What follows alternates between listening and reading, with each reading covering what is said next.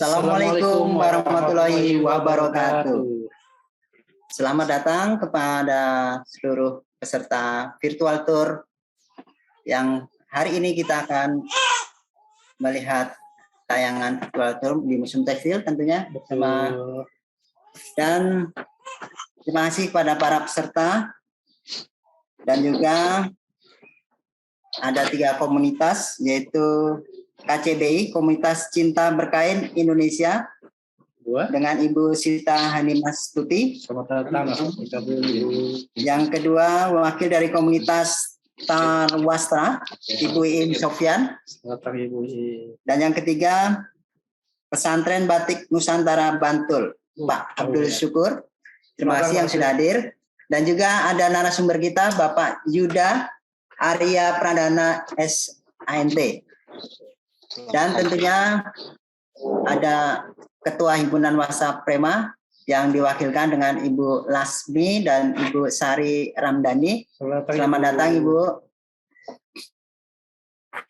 Untuk hari ini kita mulai dengan menyanyikan lagu Indonesia Raya yang akan di setel, dan boleh untuk para peserta berdiri untuk menghormati lagu Indonesia Raya. Silakan.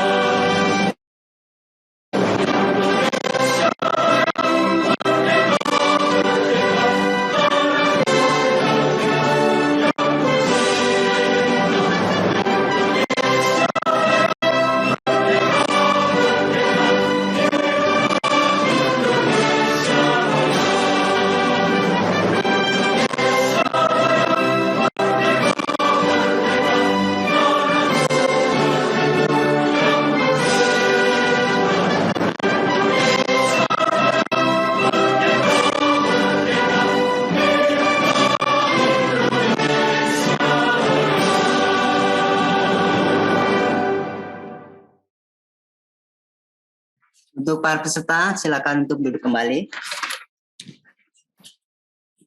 Baik, acara selanjutnya, itu apa, Kak? Ya, mungkin mau perkenalkan dulu ya. Ya, kita perkenalkan dulu. Bila kenal maka tak? Saya. Perkenalkan, nama saya Edi Suprianto sebagai pemandu di Museum Tekstil. Dan saya Sahabudin sebagai pemandu di Museum Tekstil juga. Tentunya kita berdua akan memandu jalannya acara kali ini ya. Mungkin sebelum kita lanjut ke acara selanjutnya, mungkin kita minta perkenalkan dulu ya, yang kita undang itu dari para komunitas, komunitas ya, mungkin bisa boleh saya perkenalkan dulu ya. Perkenalkan ya, sebutkan.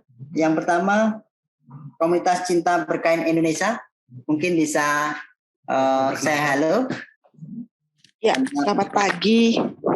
Selamat pagi, Ibu. Selamat pagi, Ibu, Bapak. Terima kasih sekali kami diundang kemari. Salam sejahtera selalu, salam sehat, terus semangat. Ya. Ini langsung memperkenalkan diri begitu ya, Pak ya? Biar pada kenal Ibu. Oh, begitu, baik-baik. Terima kasih kepada Ibu. Tadi memang undangannya mendadak ini, jadi saya juga agak sedikit sebenarnya saya sedikit demam, tapi demi Asta Prema, dan kemudian topiknya sangat menarik sekali dan berkaitan dengan komunitas kami. Saya usahakan untuk bisa hadir dan ingin tahu selanjutnya. Baik, saya Sita Hanimasuti Agustansil Syaruza, adalah dari komunitas Cinta Berkain Indonesia. Saya pendiri dan kemudian juga sebagai ketua umum. Saya perkenalkan komunitas Cinta Berkain Indonesia, KCBI, ini adalah komunitas pegiat budaya, khususnya budaya untuk berbusana berkain kedaerahan. Ya, jadi kami ingin menampilkan kembali kain-kain daerah tradisional tentunya, yang bukan tekstil, untuk dapat kita kenakan juga sebagai busana keseharian. Ini yang sebenarnya mendorong kuat sekali kami untuk terus menggiatkan ini, dan ingin sekali juga bekerja sama dengan siapapun juga, ataupun kita siap untuk menjadi mitra budaya, mitra dari budaya-budaya lainnya, supaya kita sama-sama saling memperkuat potensi bangsa kita, warisan budaya bangsa kita sendiri, supaya kita juga kuat di dunia. Begitu. KCBI berdiri pada tahun 2014. Jadi sampai tahun ini kita sudah berumur 8 tahun, mau 9 tahun. Era itu selama 8 tahun ini kami sudah ada perwakilan kami di daerah Nusantara, itu ada 9 cabang di daerah Nusantara, kemudian di luar negeri 3, gitu. Dan semuanya kami bertekad untuk melestarikan gaya berbusana berkain kedaerahan yang dapat kita kenakan untuk keseharian, meskipun kita tidak menolak atau busana-busana modern zaman sekarang ini, kami tetap memakainya, tetapi di waktu yang bisa kita sesuaikan. Tetapi dengan kain kedaerahan ini kita bisa kenakan untuk dalam berbagai kegiatan, sehingga juga bisa kita nyamanlah kita pakai, dan ini adalah ciri daerah kita. Demikian juga mengapa kita memilih kain-kain daerah, ya. Tidak hanya kain batik, tidak hanya tenun, tetapi kita semuanya kain-kain daerah seluruh Indonesia, karena kita kan Bhinneka Tunggal Ika. Dan kemudian kain-kain daerah kita ini punya ciri khas sendiri, meskipun di luar sana, di dunia lain, di negara tetangga kita sama punya sejenis kain-kain seperti kita, tetapi kita punya kekhasan sendiri, yaitu khas dari daerah yang sangat kental sekali dengan pengaruh dari adat istiadat, tradisi, dan lain sebagainya.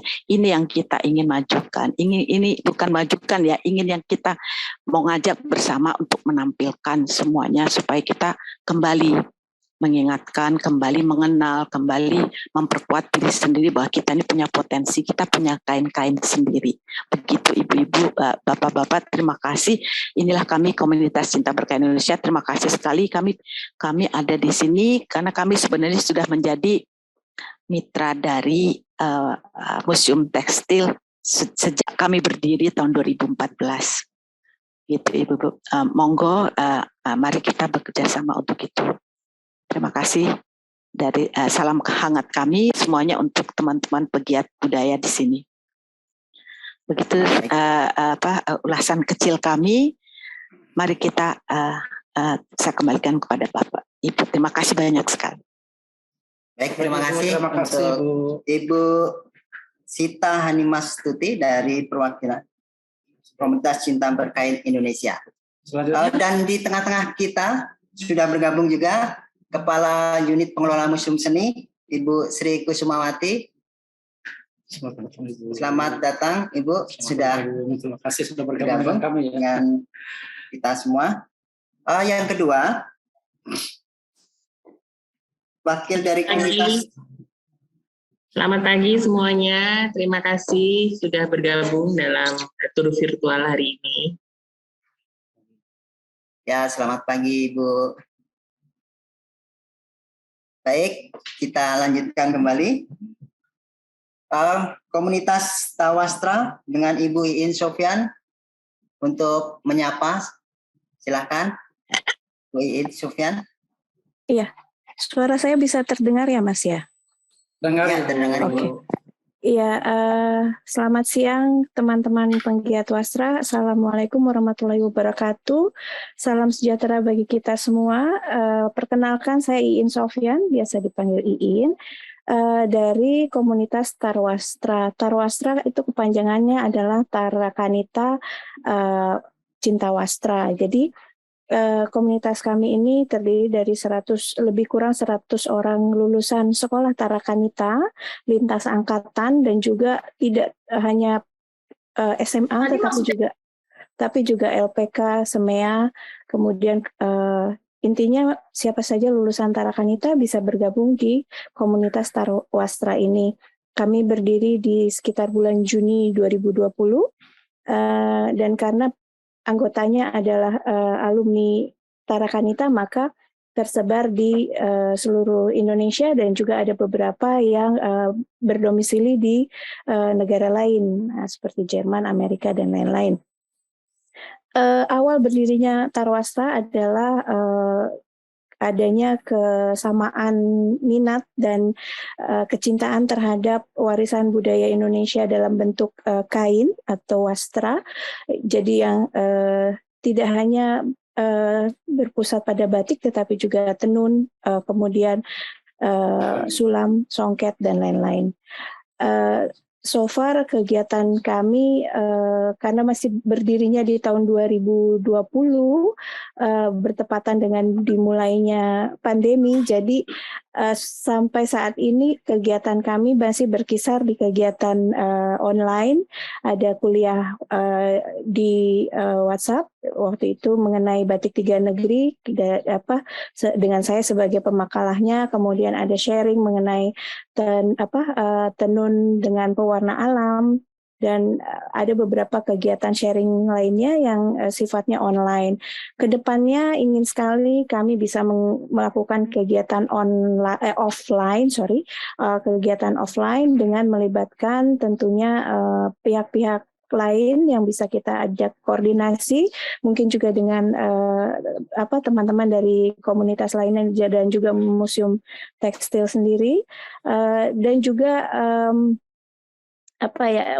dengan cakupan audiens yang bisa lebih luas, tidak hanya komunitas kami ataupun alumni sekolah kami, tetapi juga lebih luas, sehingga indahnya warisan budaya Indonesia dalam bentuk wastra itu tidak hanya dinikmati oleh segelintir orang, tetapi juga masyarakat yang lebih luas. Demikian dari saya, terima kasih banyak Mas Andrian Edi atas kesempatannya, dan Ibu Laksmi kami telah diundang.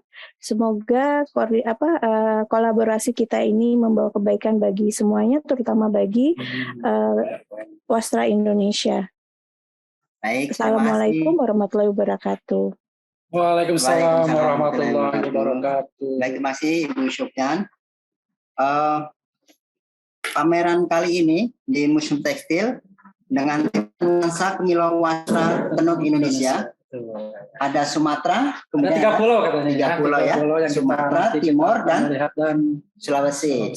Untuk Sumatera itu yang paling khas itu ada tapis dari Lampung ya. Lampung, kemudian juga ada kain kapal. Nanti akan dijelaskan sama Pak Benny Grata dan juga narasumber kita Bapak Yuda tentunya, dan juga ada koleksi dari kain Timor. Jadi yang ada di background kita kali ini adalah kain dari Timor di mana kain Timor ini menarik sekali dengan teknik Buna. Apa itu Buna? Mungkin penasaran ya? Ya, penasaran, nanti kita akan lihat videonya ya. Dan juga kain dari Sulawesi. Ya, Sulawesi ada kain kofo. Kain kofo itu yang terbuat dari serat gitu ya. Serat seperti pisang. Tapi namanya kalau saya lihat itu bukan pohon pisang katanya, tapi abaka ya Pak? Iya, betul sekali. Seperti pohon pisang itu ya. Iya. Baiklah, mungkin sudah tidak sabar. Ya.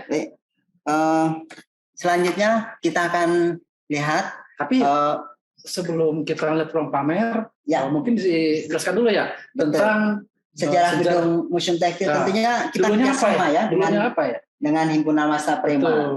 Dulu sebelum jadi Museum Tekstil itu dulunya apa? Baik, ya kan? untuk mau saya atau silakan Kakak. Baik, saya mungkin akan menjelaskan sejarah Museum Tekstil.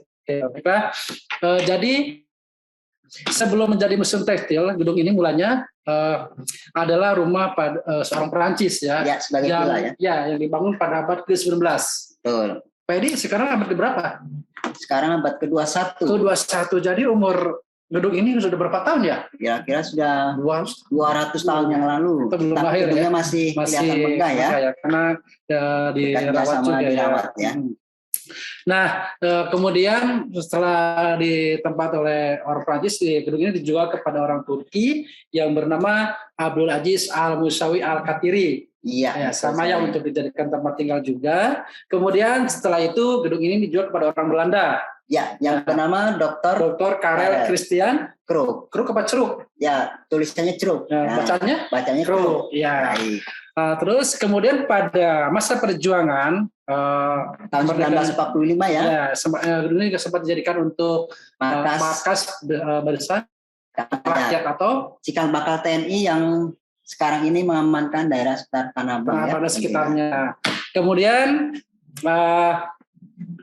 gedung ini sempat pada tahun 1947 gedung ini juga pernah ditinggali oleh orang Cina yang bernama Li Xiongpin. Nah, kemudian setelah itu dibeli oleh pemerintah Kementerian Departemen Sosial. Ya, dijadikan sebagai Departemen Sosial untuk menampung daerah sekitar Jompo atau tempat karyawan yang sudah lansia tentunya. Kemudian setelah itu tepatnya pada tanggal 28 Juni 1976 gedung ini diresmikan oleh Ibu Tin Soeharto dan juga pada waktu itu gubernurnya Bapak Ali Sadikin yang menjabat sebagai gubernur DKI Jakarta.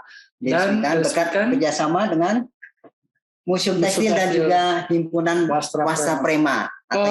Dahulu ruang pamer Museum Tekstil ini karena bekerjasama dengan Himpunan Wastra Prema pecinta kain. Koleksinya ada kurang lebih 500 koleksi. 500 koleksi sampai sekarang sudah menjadi berapa ya koleksi Museum Tekstil? Kurang lebih sekitar 3.000 lebih koleksi yang ada di Museum Tekstil. Seperti itu. Nah, kenapa juga di Museum Tekstil bukan gedung sejarah lainnya Karena mungkin dekat dengan pusat perbelanjaan terbesar se-Asia Tenggara, tekstil terbesar Asia Tenggara. Itu kalau bicara tentang Museum Tekstil, mungkin alamatnya di mana, Kak Edi? Alamatnya di Jalan Kastubun nomor 2-4 Jakarta Barat. Bagi peserta atau tamu undangan yang ingin berkunjung ke Museum Tekstil, alamatnya sudah ada Jalan Kastubun nomor 2-4 Kota Bambu Selatan Palmerah Jakarta Barat. Mari. Dan pameran ini masih berlangsung dari tanggal 20 Juli sampai 31 Agustus tahun 2002. Ya, masih bisa Baiklah, selanjutnya acara inti kita yaitu melihat ruang pameran yang akan dipandu sama Pak Beni Grata dan akan dilanjutkan dengan narasumber kita kali ini Bapak Yuda Arya Pradana SANT. Waktu dipersilakan.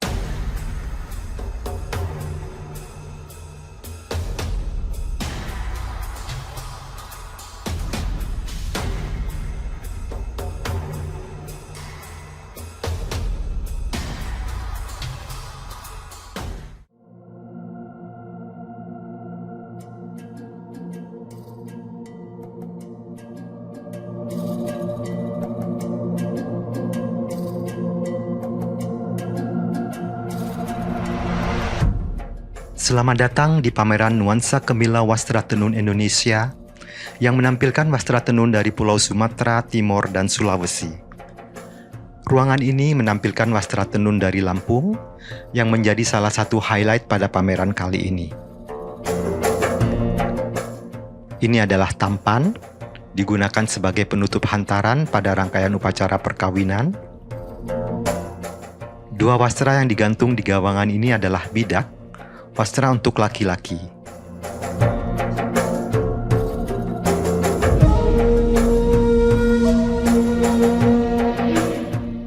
Wastra yang berbentuk memanjang ini adalah palpai, wastra milik kaum bangsawan, digunakan dengan cara digantung di ruang upacara.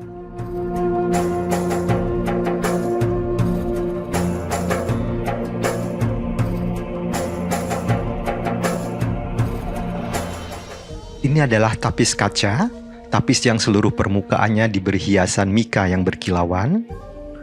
Kemudian di sampingnya ada baju penggawa, dan juga tapis kaca dan tapis tusukan ratu.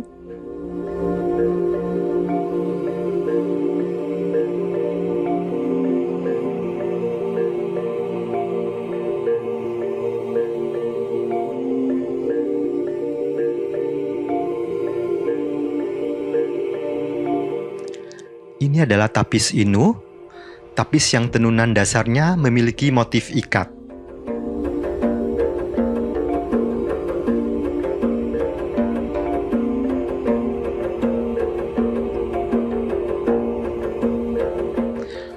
Kemudian kita pindah ke ruangan yang lain, di mana ditampilkan wastra tenun dari Bengkulu dan Pasema.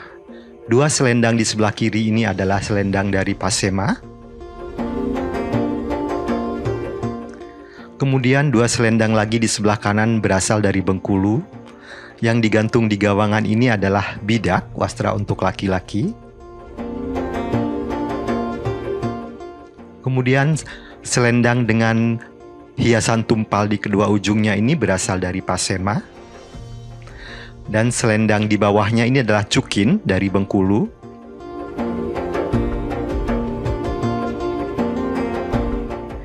Ini adalah kain panjang dari Bengkulu yang hanya memiliki kepala di satu sisinya saja. Sedangkan badannya memiliki ragam hias kotak-kotak. Kemudian ini adalah baju bangsawan laki-laki dari Bengkulu. Kemudian selendang yang berwarna merah di paling ujung itu adalah selendang dari Jambi. Kita akan berpindah ke ruangan yang lain lagi. Di sini dipamerkan wastra tenun dari Sumatera Barat.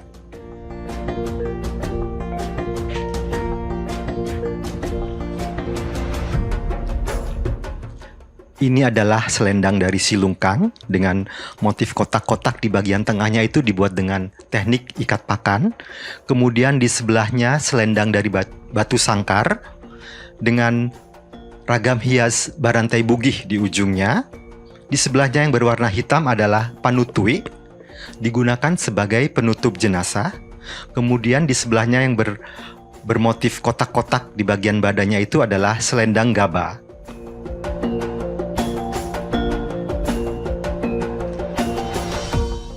Wastra songket yang panjang berwarna merah ini adalah penutup kuburan yang ditemukan di Sumatera Barat. Kemudian selendang berwarna putih dengan merah di ujungnya ini adalah kain palampok, digunakan sebagai penutup keranda.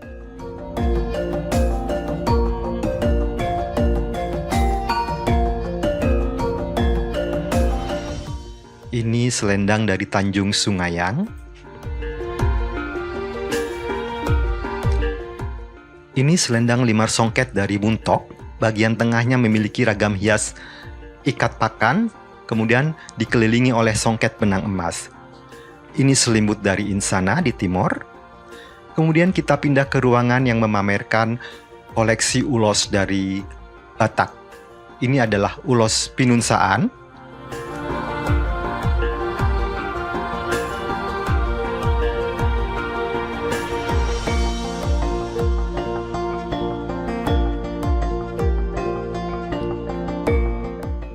Yang berwarna merah ini adalah ulos Mangiring, di sebelahnya ulos Sumbat, kemudian Simar Hapisoran Marsimata, dan Gobar. Ulos berukuran kecil ini adalah tumtuman, digunakan sebagai hiasan kepala.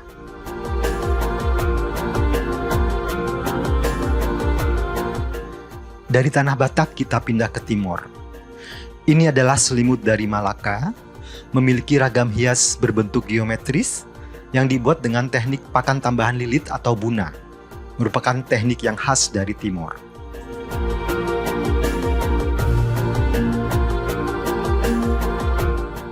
Selimut dengan bidang tengah berwarna putih ini berasal dari Fatuleu, Kabupaten Kupang, juga dihiasi dengan teknik buna.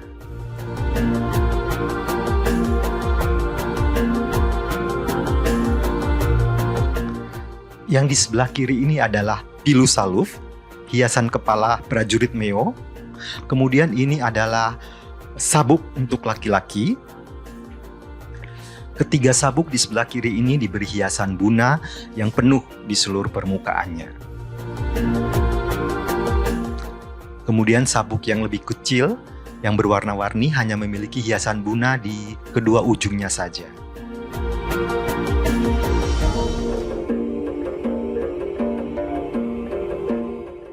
Ini adalah selimut dan selendang dari Amanuban di Timor Tengah Selatan. Keduanya memiliki ragam hias ikat yang sangat rumit. Pada selimut ini, ragam hiasnya berupa manusia, kemudian di selendang ini, ragam hiasnya adalah buaya. Selendang kecil ini berasal dari niki-niki dari Amanuban juga. Kemudian di sebelahnya berupa selendang yang dipenuhi dengan benang sutra disebut letros. Ini adalah selimut dari Amanatun dengan ragam hias buaya.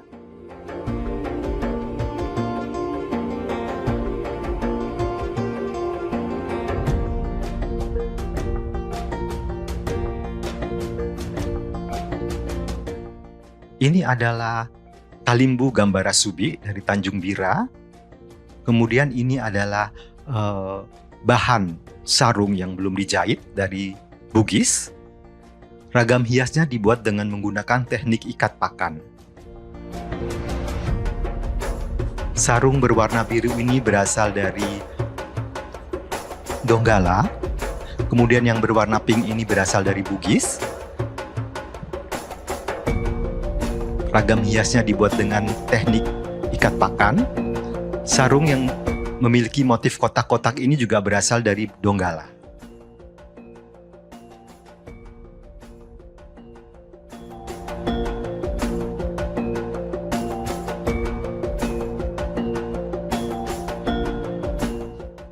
Ini adalah selimut dari Amphoang, Kabupaten Kupang.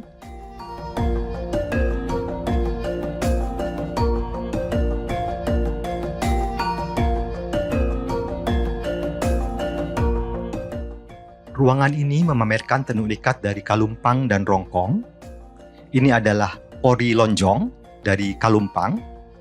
Ori berarti ikat, lonjong berarti panjang. Berarti ini adalah tenun yang memiliki ragam hias ikat dengan ukuran yang panjang.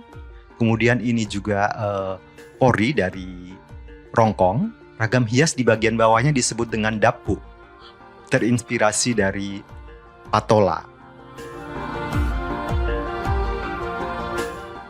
Ini adalah rundun lolo, dapat dibedakan dengan ori lonjong yang lainnya dengan adanya lajur-lajur berwarna hitam dan merah yang berselang-seling.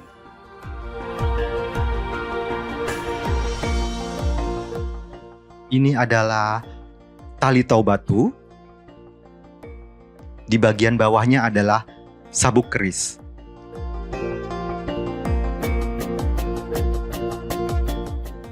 Wastra berukuran besar ini adalah Soralangi dari Rongkong. Di sebelahnya adalah Sekomandi dari Kalumpang. Kemudian ini juga masih Sekomandi dari Kalumpang. Motifnya disebut dengan Toso Barekoan.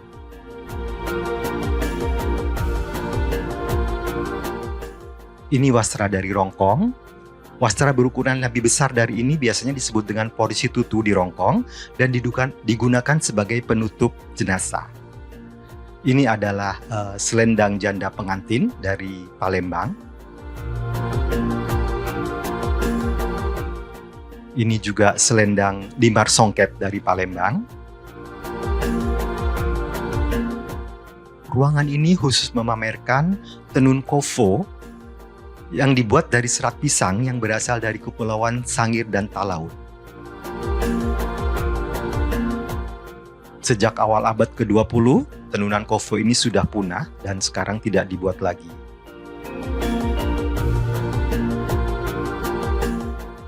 Ini adalah wastra tenun dari Aceh. Selendang yang panjang ini adalah ijah 12H, yaitu selendang yang memiliki ukuran 12 hasta, digunakan dengan cara dililitkan di badan perempuan, seperti memakai sari.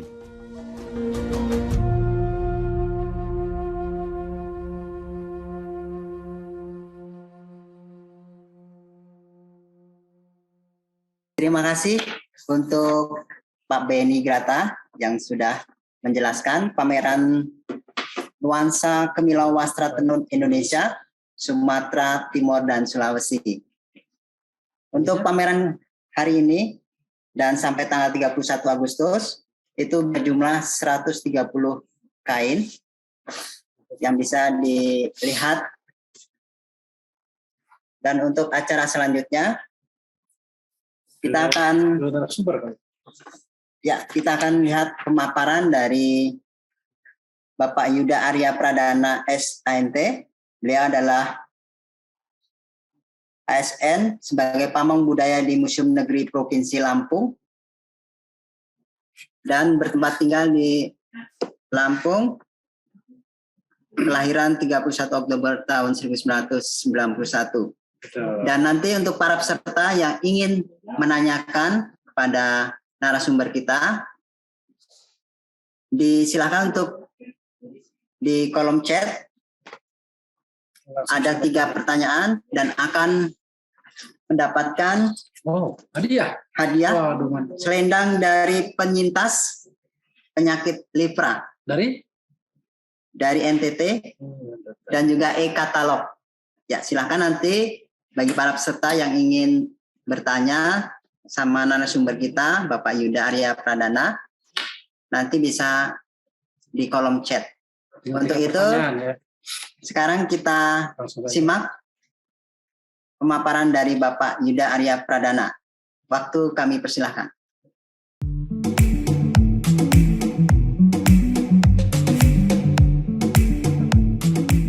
Assalamualaikum warahmatullahi wabarakatuh. Tabiun. Di sini saya Yuda Arya Pradana dari Museum Negeri Provinsi Lampung akan menjelaskan mengenai wastra yang berasal dari Provinsi Lampung, yaitu kain kapal. Kain kapal ini terdiri dari 3 jenis. Yaitu yang pertama adalah kain pelepai, kemudian kain tatibin, dan kain nampan. Yang ketiga-tiganya ini memiliki fungsi dan makna tersendiri. Itu kain kapal ini, menurut peneliti Eropa menyebut kain kapal sebagai tampan dan pelepai. Ini kain kapal ini adalah kain tenun yang menggambarkan mengenai lingkungan dan dunia kemaritiman yang terkait dengan pola struktur kapal dagang yang mengarungi samudera sejak 1600 Masehi. Kapal dengan muatan kargo dari India, Cina, Arab, Portugis, dan Belanda. Yang itu digambarkan dengan adanya sejumlah penumpang dan juga menggambarkan suasana alam pesisir. Suasana alam pesisir terutama pesisir di daerah Lampung. Nah, di sini kain kapal ini terdiri dari 3 jenis seperti yang telah dijelaskan tadi adalah kain nampan, kain tatibin, dan kain pelepai. Nah, untuk kain nampan itu bentuknya adalah persegi ya ini. Perbandingan antara panjang dan lebarnya adalah 1:1. Kemudian untuk kain tatibin itu ada kain pelepai dulu. Kain pelepai adalah kain yang panjang, yang fungsinya digantungkan pada saat upacara adat atau upacara daur hidup masyarakat Lampung pesisir. Nah, ini kain pelepai ini panjangnya sekitar 181 cm sampai dengan 344 cm. Nah, ini berarti panjangnya sekitar hampir 2 meter sampai dengan lebih dari 3 meter. Nah, ini perbandingan antara panjang dan lebarnya adalah antara lebar dan panjangnya adalah 1:3 sampai dengan 1:5. Sedangkan kalau kain tatibin, perbandingan panjangnya antara 1:2 sampai dengan 2:3. Oke, kita masuk ke dalam kain yang akan saya jelaskan di sini, yaitu yang pertama adalah kain tatibin nomor 489. Kain tatibin nomor 489 ini memiliki border atau batas yang kanan kirinya yaitu berupa motif tumpal atau pucuk rebung. Motif tumpal atau pucuk rebung ini merupakan simbol dari tunas bambu muda yang berbentuk untayan segitiga melambangkan kekuatan yang tumbuh dari dalam. Selain itu juga untayan segitiga ini menggambarkan jenis gelombang laut yang rendah. Ini menggambarkan adanya gelombang air laut. Kemudian ada setelah itu lebih dalam lagi ada motif spiral atau motif pilin berganda. Ini menggambarkan pemujaan terhadap alam. Yang kemudian kedua motif ini, motif pucuk rebung dan motif pilin berganda ini berusia sudah sangat tua. Berusia sudah sangat tua, yaitu sejak masa prasejarah. Yang ini bisa dilihat dari peninggalan-peninggalan pada masa perundagian. Yang di Museum Lampung sendiri ada koleksi yang bernama Bejana Perunggu dan Nekara Perunggu. Yang di sini terdapat motif tumpal atau motif pucuk rebung dan juga motif pilin berganda pada Bejana Perunggu tersebut. Kemudian masuk lagi ke lebih dalam lagi ada motif garis lurus horizontal yang berwarna merah hati pada kain tatibin ini. Yang ini memiliki makna harapan dan petunjuk supaya perjalanan hidup yang dilalui diharapkan akan selurus garis tersebut. Dan kemudian ada lagi motif belah ketupat. Motif belah ketupat ini melambangkan 4 kasta dalam sistem adat Lampung Saibatin, yaitu ada kasta pangeran, kasta dalem, sebatin, dan rakyat jelata. Namun setelah masuk agama Islam, motif belah ketupat ini dimaknai makna simbolisnya menjadi toleransi dan persatuan. Toleransi artinya siapapun yang datang ke Lampung dapat membaur dan akan diterima. Kemudian makna persatuan yaitu semua kasta yang disebut tadi adalah satu kesatuan suku Sebatin. Nah, kemudian masuk ke dalam lagi motif utamanya. Motif utama dari kain tatibin ini di bagian tengah terdapat motif manusia berjajar. Motif manusia berjajar berjumlah 10 orang. Nah, manusia ini memakai mahkota berbentuk tanduk kerbau yang memiliki bahu lebar. Bahunya lebar kemudian mengecil ke bagian perut, menunjukkan sedang mengenakan pakaian adat Lampung Saibatin. Motif orang ini, motif manusia ini digambarkan duduk di atas perahu. Duduk di atas perahu yang terlihat dari mengapa disebut sebagai perahu? Karena terlihat dari 2 orang yang paling kanan. Yang paling kanan ini dilihat di mana di bawahnya terdapat motif untayan segitiga yang menggambarkan gelombang air. Kemudian motif ini, motif manusia yang berjumlah 10 orang ini digambarkan sebagai simbol nenek moyang. Sebagai simbol nenek moyang, orang Lampung menyebutnya sebagai poyang. Poyang. Nah, poyang ini adalah gambaran leluhur pendiri komunitas. Motif manusia dianggap memiliki kekuatan magis sebagai penolak bala. Kepercayaan ini sebagai bentuk pemujaan terhadap roh nenek moyang, termasuk di dalamnya meminta perlindungan mengingatkan manusia tentang leluhur mereka sebagai pendiri komunitas yang memiliki kekuatan sebagai perantara dengan Tuhan. Kemudian di bagian atas dan bawah dari motif manusia ini terdapat juga motif manusia berjajar. Terdapat motif manusia berjajar berwarna-warni menunduk menghadap ke kiri. Bila diperhatikan motif manusia ini berjajar bersusut 4-4 bila dilihat dari warna-warnanya. Yang ini melambangkan adanya 4 kasta yang ada di Lampung pesisir, di mana 4 kasta ini berasal dari nenek moyang yang sama, yang digambarkan dari motif manusia yang berjajar di tengah, di mana terdapat 4 warna tersebut pada sosok nenek moyang tersebut. Kemudian motif-motif ini sesuai dengan kegunaan dari kain tatibin, yaitu dalam upacara adat yang dibentangkan di dinding dengan harapan roh nenek moyang ikut hadir dalam upacara tersebut, sehingga tujuan dari diadakannya upacara dapat berjalan sesuai dengan harapan. Karena roh nenek moyang dianggap sebagai perantara antara manusia dengan Tuhan. Kemudian wastra berikutnya yang akan saya jelaskan di sini adalah kain tampan atau kain nampan nomor 324 JO. Nah, ini pada kain ini memiliki border atau batas. Pada kanan kiri berbentuk untayan segitiga berwarna biru yang menggambarkan jenis gelombang air laut rendah seperti tadi yang ada pada kain tatibin yang sebelumnya. Kemudian di kanan kirinya juga terdapat motif seperti padi. Motif seperti padi yang diapit 2 garis lurus vertikal yang melambangkan kesuburan dan kemakmuran.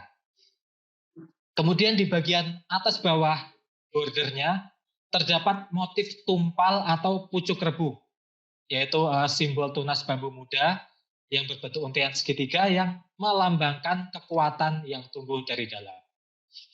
Kemudian pada border paling dalam ada motif kapal yang membingkai motif utamanya.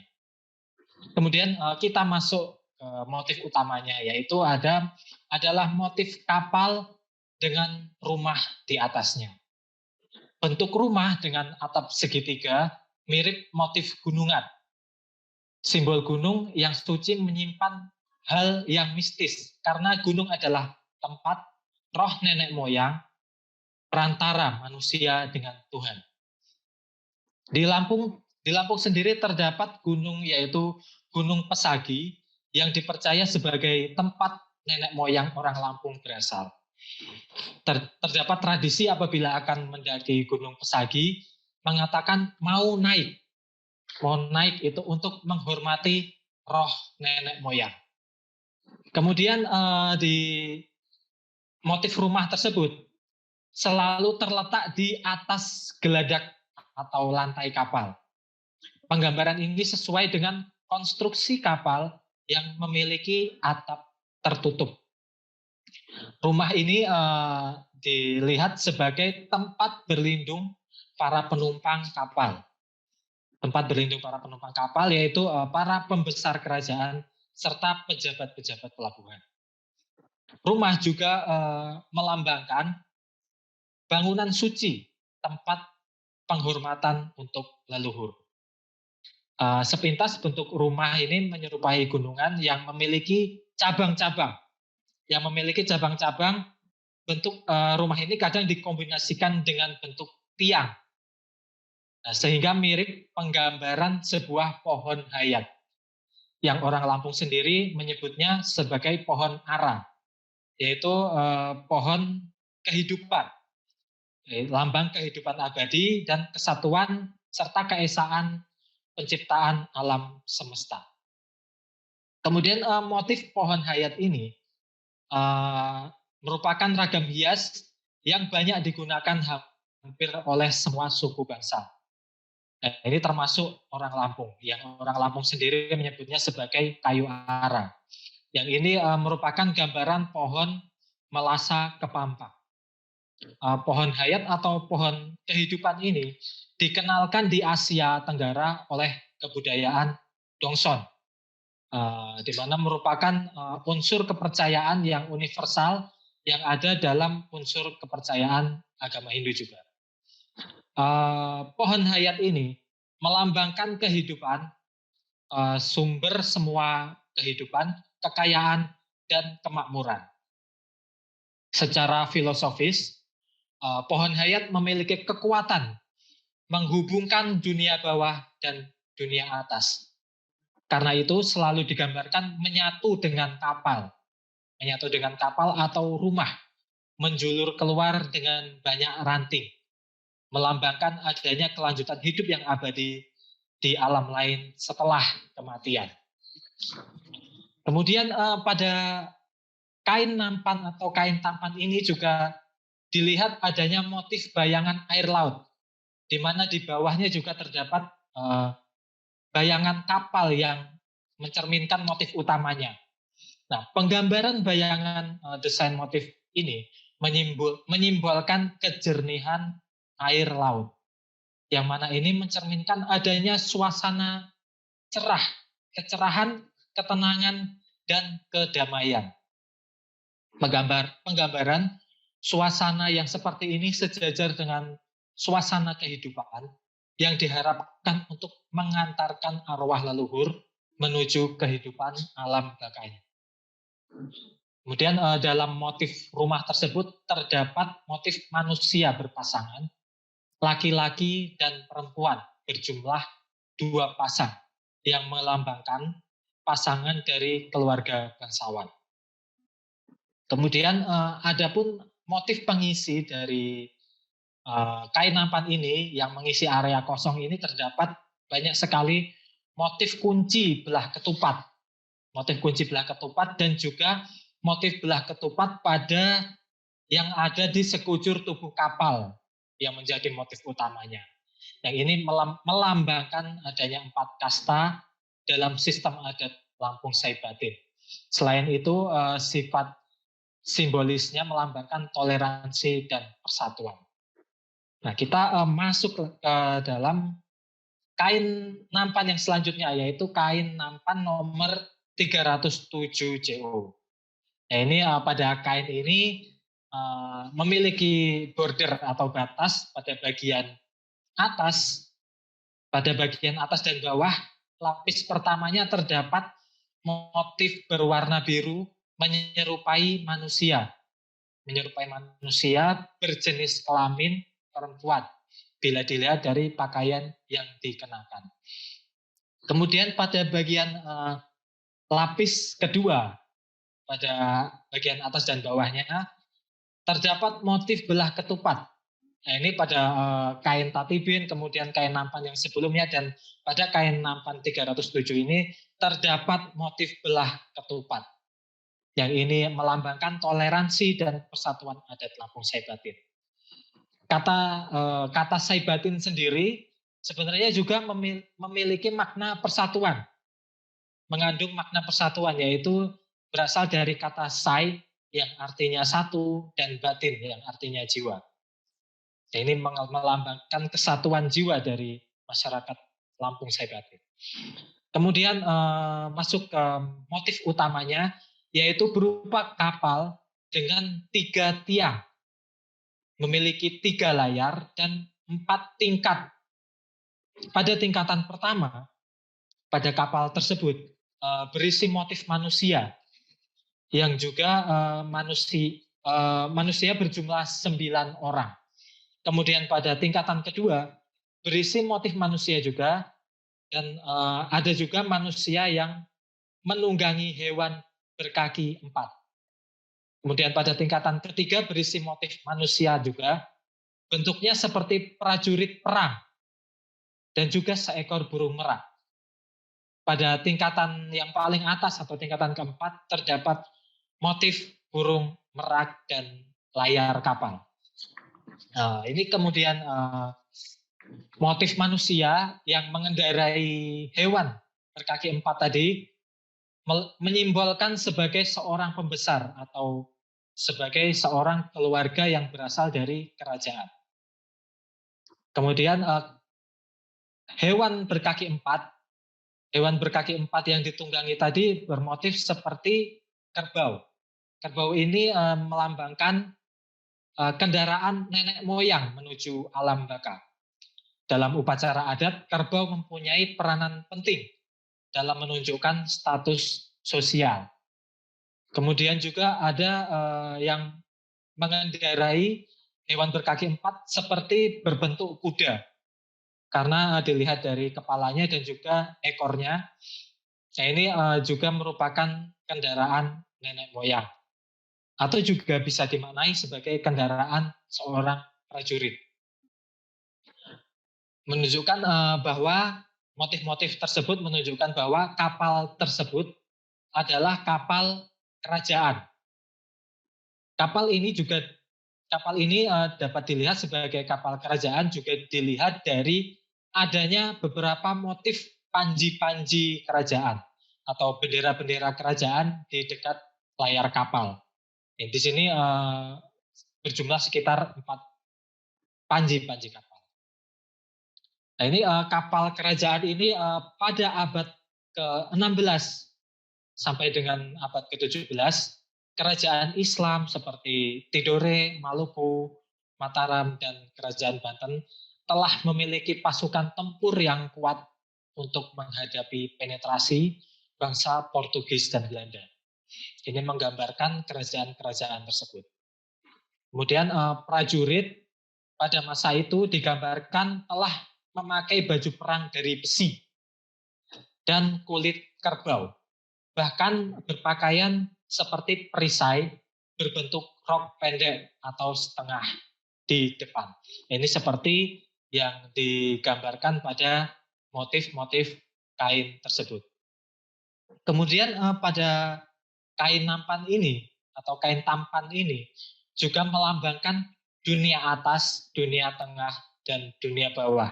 Yang ini dapat dilihat dengan adanya motif burung Garuda.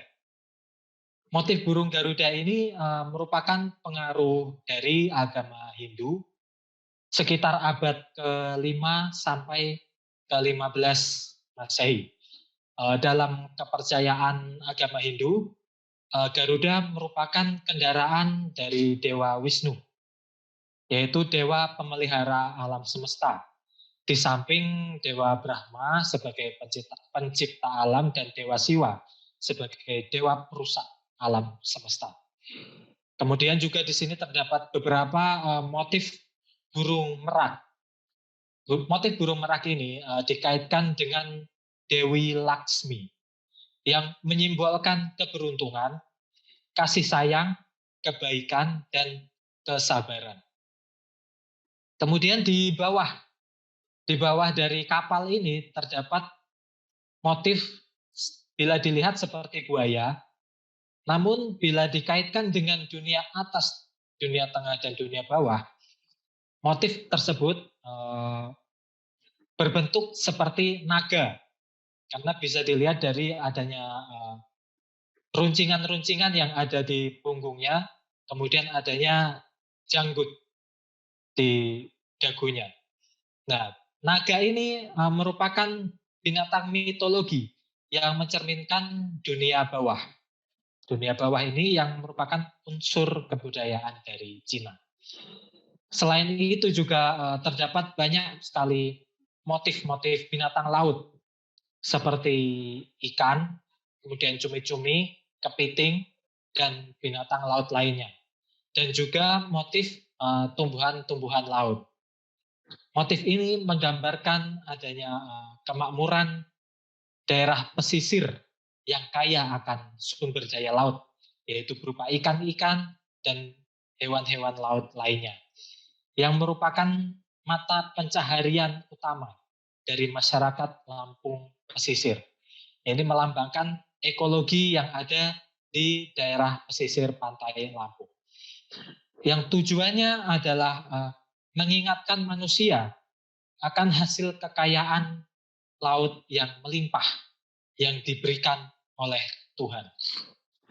Kemudian juga pada kapal tersebut ada motif-motif seperti motif payung agung. Motif payung agung atau orang Lampung menyebutnya dengan tudung balak atau tudung gober. Melambangkan kemakmuran. Makna filosofisnya, pemimpin harus dapat melindungi dan mengayomi masyarakatnya untuk mencapai kemakmuran tersebut. Sekian penjelasan mengenai 3 wastra Lampung kain kapal yang dijelaskan tadi. Semoga bermanfaat. Wassalamualaikum warahmatullahi wabarakatuh. Wah, sangat menarik sekali ya. Kain terlengkap dari Lampung itu ya. Dan juga ada setiap motif itu ada filosofinya ya. Ya, sangat bermakna sekali. Betul. Dalam kehidupan dari hidup ya. Dari hidup ya. Karena tadi dibicarakan ada dunia bawah, tengah dan atas ya. Betul. Berarti ada 3 unsur ya. 3 unsur. Baiklah, selanjutnya mungkin kami persilakan kepada peserta yang ingin bertanya kepada narasumber yaitu Pak Mas Yuda. Nah, tadi ada 3 pertanyaan nantinya. Ya, 3 pertanyaan yang akan kita pilih dan akan mendapatkan souvenir berupa selendang dan dari penyintas penyakit Livra dari NTT dan juga dapat e-katalog. Silakan untuk 3 peserta yang ingin bertanya. Silakan langsung ke narasumber ya, Ya. Pak Yuda. Di sini sudah ada yang ingin bertanya dari Bapak Beni Grata. Tampan dibuat di mana saja? Apakah ada perbedaan tampan pesisir dan tampan pedalaman? Silakan untuk Pak Yuda. Mungkin diulang lagi pertanyaannya buat Mas Yuda. Tampan dibuat di mana saja? Apakah ada perbedaan tampan pesisir dan tampan pedalaman? Silakan Pak Yuda. Ya baik, terima kasih pertanyaannya Pak Beni Grata. Pak Beni ya. Ya, di sini saya akan menjawab pertanyaannya. Kain kapal ini adalah khususnya sebenarnya adalah merupakan produk kebudayaan dari masyarakat Lampung Saibatin atau pesisir. Nah, khususnya masyarakat Lampung pesisir yaitu ada di Kalianda dan Krui. Nah, itu kebudayaan Saibatin, masyarakat Saibatin. Jadi yang menggunakan kain nampan atau kain tampan ini khususnya kebanyakan adalah masyarakat Lampung yang dari pesisir karena dilihat dari motifnya juga, motifnya itu adalah motif kapal dan juga motif dari binatang-binatang laut atau kehidupan di pesisir. Ini menggambarkan ekologi yang ada pada masyarakat pesisir. Jadi kain nampan ini atau kain kapal ini terdiri dari 3 yang seperti yang sudah dijelaskan tadi, pelepai, tatibin, dan kain nampan. Nah ini digunakan oleh masyarakat Lampung pesisir. Jadi yang masyarakat pedalaman itu tidak menggunakan kain kapal ini atau kain nampan ini. Nah, jadi mungkin seperti itu Pak. Kalau yang di pedalaman itu wastranya adalah kain tapis. Nah, kain tapis itu kebanyakan motifnya berasal dari masyarakat Lampung Pepadun. Nah, itu kalau kain kapal sendiri diproduksi oleh masyarakat di Lampung Barat, pesisir barat, Tanggamus, dan Lampung Selatan. Nah, itu jadi seperti itu, Pak. Pak Huda ya. Kemudian ada dari Ibu In ya. Ibu In Sofyan. Betul. Saya bacakan atau?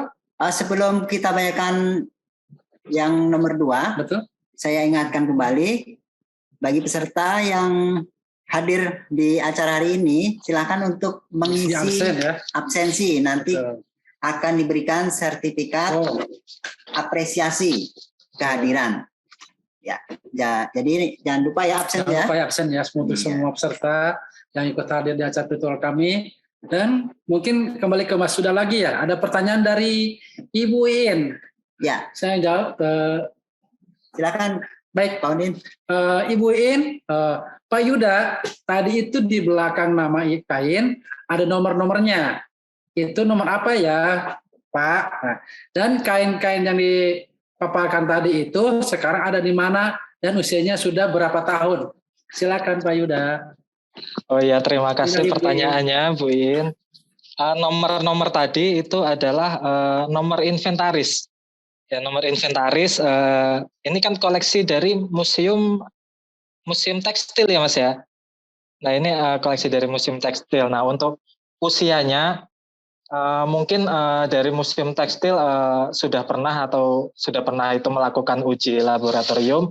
Tapi kalau kain nampan sendiri usianya itu kalau kain kapal secara umum yang paling tua itu kalau dari penelitian dosen Unila Universitas Lampung pada tahun 2019 itu melalui studi-studinya menyebutkan bahwa Van der Hoek pernah menulis bahwa ada masyarakat Lampung itu pernah menenun sebuah kain yang bernama kain pelepi. Nah, pelepi. Nah, itu diperkirakan adalah kain pelepai. Itu ditenun sejak abad kedua sebelum Masehi.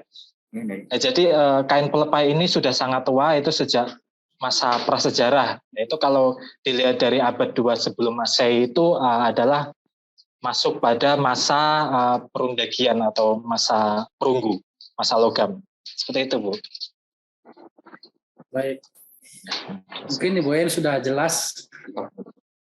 Baik, pertanyaan berikutnya. Kayaknya yang banyak yang bertanya ya Mas Yuda ya. Bagaimana nih? Tapi kita harus memilih 3. Ini banyak sekali pertanyaannya nih. Siap. Tapi yang kita pilih cuma 3 ya. Jadi mungkin berikutnya dari Ibu Alida Rosita, KCB Pusat. Mengapa kain Lampung ada perbedaan ukuran? Ada yang 1/1, 1/2, dan 1/3. Silakan Pak Yuda untuk menjelaskan. Baik, terima kasih Ibu. Ini tadi perbedaan ukuran tadi juga menyiratkan perbedaan nama dan perbedaan fungsi dari kain-kain ini. Nah, yang pertama tadi yang 1:1 tadi adalah kain nampan atau kain tampan. Dan orang Lampung sendiri menyebutnya sebagai kain tapan. Nah, kain tapan itu fungsinya adalah sebagai bisa sebagai penutup hantaran pada upacara pernikahan atau penutup makanan. Kemudian pada upacara kelahiran itu sebagai alas kepala bayi. Sebagai alas kepala bayi ditidurkan dengan alas kain nampan. Nah, kemudian pada upacara daur hidup lainnya yaitu upacara bersunat.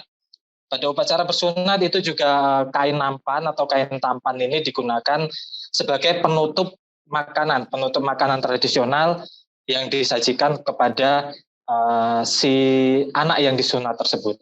Nah, kemudian kalau ada selanjutnya yang 2:3 atau 1:2 itu ada kain tatibin atau kain tatibin ini fungsinya adalah digantungkan pada dinding itu saat upacara adat. Nah, ini misalnya pada anak yang sedang bersunat itu digantungkan pas di belakang anak yang bersunat tersebut, itu adalah fungsinya menyimbolkan kebanggaan atau menyimbolkan kebesaran.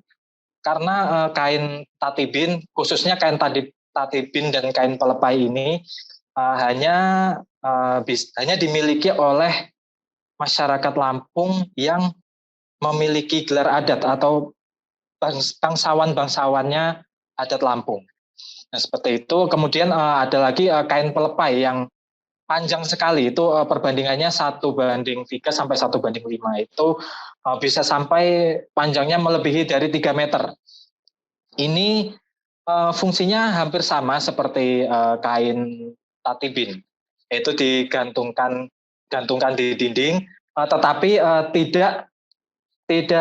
tidak harus di belakang dari misalnya pengantin atau anak yang disunat tadi, tidak harus di belakang sebagai backgroundnya, tetapi dibentangkan di dinding, di sekeliling dinding itu, di sekeliling dinding tempat upacara tersebut. Nah, ini menggambarkan kebesaran orang Lampung yang mengadakan acara daur hidup tersebut. Jadi seperti itu, Bu, jawabannya.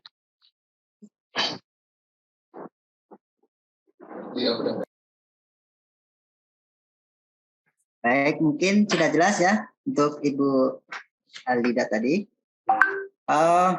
Acara berikutnya mungkin closing statement untuk Pak Yuda untuk para peserta yang sudah hadir hari ini.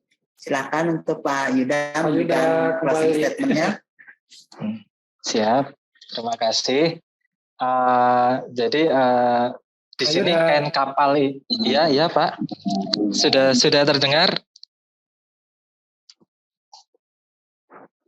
Ini kain kapal ini adalah sebagai kain tenun tradisional yang merupakan unsur kebudayaan materi atau wujud fisik kebudayaan dari suatu masyarakat etnis, yaitu masyarakat Lampung. Yang khususnya di sini masyarakat Lampung Saibatin. Nah, pada kain kapal ini terkandung nilai-nilai yang ada pada adat masyarakat pendukungnya. Nah, desainnya merupakan paduan konsepsi berbagai ide yang mencerminkan hubungan manusia dengan lingkungan alam, kemudian hubungan manusia dengan peristiwa-peristiwa daur hidupnya, dan hubungan manusia dengan apa yang ada di sekeliling tempat tinggalnya. Selain dari segi estetika, yang melihat kain kapal sebagai wastra yang indah, ternyata motif-motif yang ada dalam kain kapal juga syarat akan makna, serta penggunaannya dan keberadaannya yang sangat penting dalam upacara adat masyarakat Lampung. Maka keberadaan kain kapal ini perlu untuk dilestarikan. Oleh karena itu, generasi muda perlu dikenalkan mengenai keberadaan wastra ini. Dimulai dari pengenalan motif-motifnya yang ada pada kain kapal tersebut, hingga makna dan penggunaannya dalam adat Lampung yang merupakan sebuah simbol kebanggaan masyarakat Lampung. Dengan ini diharapkan akan menumbuhkan kecintaan generasi muda pada wastra Lampung, khususnya kain kapal. Sehingga nantinya mereka bisa menjadi agen-agen pelestari yang membuat keberadaan kain kapal tetap eksis hingga nanti. Mak Hanta kapan lagi? Mak Ham siapa lagi? Kalau bukan sekarang, kapan lagi? Kalau bukan kita, siapa lagi? Sekian dari saya. Assalamualaikum warahmatullahi wabarakatuh. Waalaikumsalam warahmatullahi wabarakatuh. Baik, terima kasih Pak Yuda Arya yang sudah memberikan pemaparannya. Sangat menarik sekali hari ini ya.